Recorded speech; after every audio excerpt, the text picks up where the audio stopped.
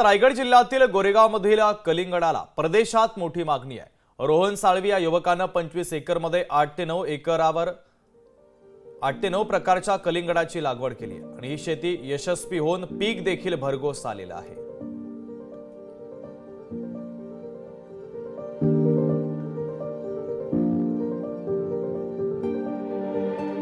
या संदर्भात रोहन साळवी आणि व्यापारी जयदेव वावेकर यांच्यासोबत संवाद साधला आमचे प्रतिनिधी भारत गोरेगावकर यांनी। पाहूयात। रायगड जिल्ह्यातल्या माणगाव तालुक्यामध्ये सुशिक्षित तरुणांनी माळ रानावरती कलिंगडचा मळा फुलवला होता।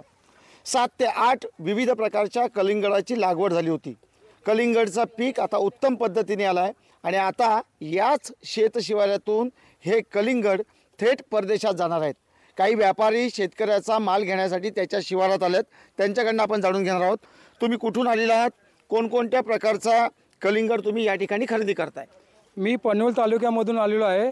जयदेव वावेकर माझं नाव आहे आणि मी सुप्रीत, सिम्बा, अगसा, गोल्डन या जातीची कलिंगड खरेदी केलेली आहेत।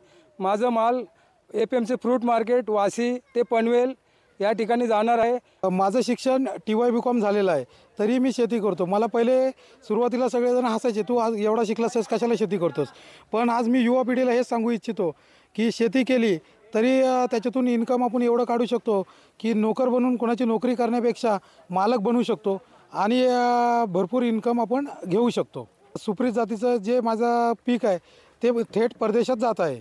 नोकरीच्या मागे धावून कुणाचं नोकर होण्यापेक्षा स्वतःच्या शिवारामध्ये जर का मेहनत केली तर मालक म्हणून राहाल, हा युवकांना त्यांनी दिलेला संदेश नक्कीच आदर्शवत म्हणावा लागेल। व्हिडिओ जर्नलिस्ट ओम गोरेगावकर सह भारत गोरेगावकर, लोकशाही मराठी, रायगड।